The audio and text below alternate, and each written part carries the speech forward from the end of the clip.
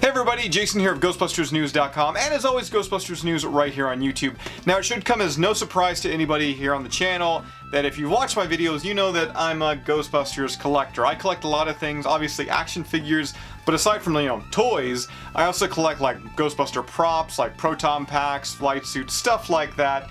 But today's item is something new to me. They're recreations of some of the newspaper clippings shown in Ghostbusters 1 and Ghostbusters 2. Now, I just got these from Retro Props over on Instagram. We've got a link right down below in the description. Click that link and check them out. But I am very rarely ever in awe when I receive a package in the mail. But let me tell you, when this arrived and I saw it, I was in awe. Now, like I said, these newspaper clippings, they showcase 3 different newspapers seen in Ghostbusters 1 and Ghostbusters 2. First, let's take a look at the USA Today article, Ghost Fever Grips New York. Now, as you can see here, these are already framed. When I first got them, I thought I was going to do like an unboxing video for the channel here, but I was so worried about anything happening to these newspapers, I had to run out immediately and get proper frames for them.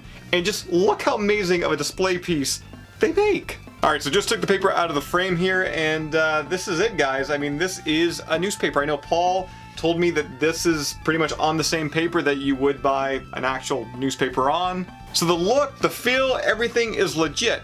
But like I said, in the movie, this is all you see. So when it comes to the actual prop, there's nothing below there whatsoever.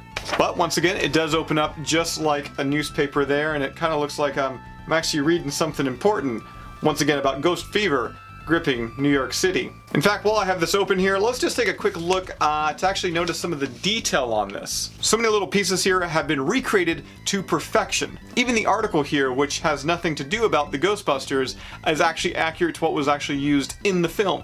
Such a cool piece, but like I said, there are 3 different papers we have to get to today, so let's move on to the next one. Now this one, it has to be probably my favorite, the New York Post Ghost Cops Bust Chinatown Spook. And here's a great shot showing what we saw in the film, comparing it to what actually I have in hand here. Once again, Paul, you did amazing on this recreation. Looks so good. And speaking of Paul, I know he informed me that this little jury doctor's article here, he searched and searched and searched until he found the exact same one that was used in the film. Now, one thing to note, the entire paper is actually not seen in the movie. Down here, this whole sports extra, he took a bit of creative liberties with that. However, this whole section here was actually sourced from another New York Post newspaper released around the same time. And I must say, it really does seal the deal. It just makes this whole recreation look so much more legitimate. I love this. Alright, so those are the 2 newspapers from Ghostbusters 1. The last one here is from Ghostbusters 2.